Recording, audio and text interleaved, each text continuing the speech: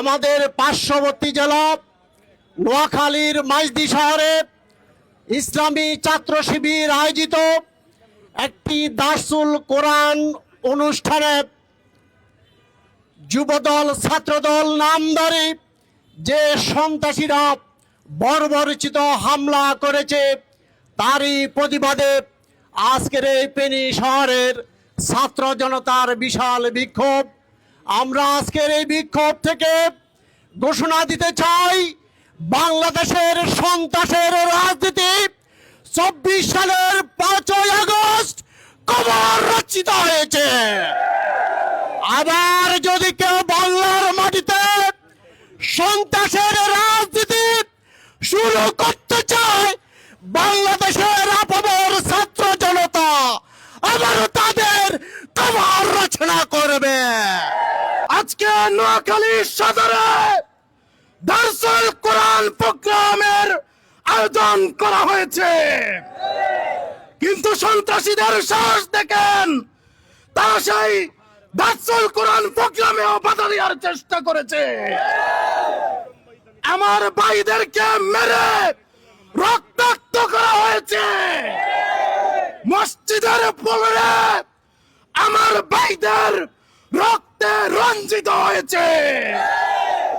আমরা হুঁশিয়ার করে বলতে চাই, এ সমস্ত হামলা এবং সন্ত্রাসী কার্যক্রম এটা ছিল আওয়ামী পলাতক সন্ত্রাসীদের বৈশিষ্ট্য।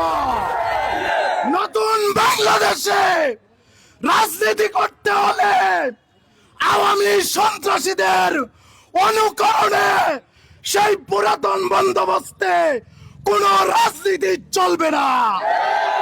জুলাই পরবর্তী বাংলাদেশে এখানে রাজনীতি করতে হলে এখানে জনগণের পালস বুঝে কোরআনের পক্ষে থেকে, ইসলামের পক্ষে থেকেই রাজনীতি করতে হবে।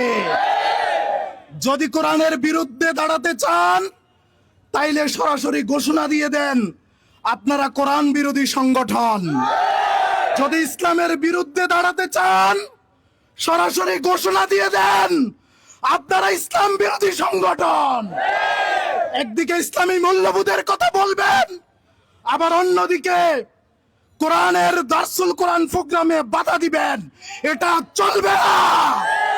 আপনারা জানেন, ইসলামী ছাত্র শিবিরের আজকের কোরআন প্রেমী মুসলমানদের উপর, শিক্ষার্থীদের উপর তারা যেভাবে হামলা চালিয়েছে সেটি 34শে জুলাইকে তারা অস্বীকার করেছে। আজকের হামলার মধ্য দিয়ে আমরা বলতে চাই, যারা এই নৃশংসভাবে হামলার কার্যক্রম পরিচালনা করে থাকেন তারা এই দেশের শত্রু, এবং যারা হামলা করেন তারা ইসলাম বিদ্বেষী, তারা কোরআন বিদ্বেষী, তারা সন্ত্রাসী কায়দায় চাচ্ছেন এই দেশে কায়দা করে এই দেশকে অশান্তিশীল করে দেওয়ার জন্য। সন্ত্রাসীরা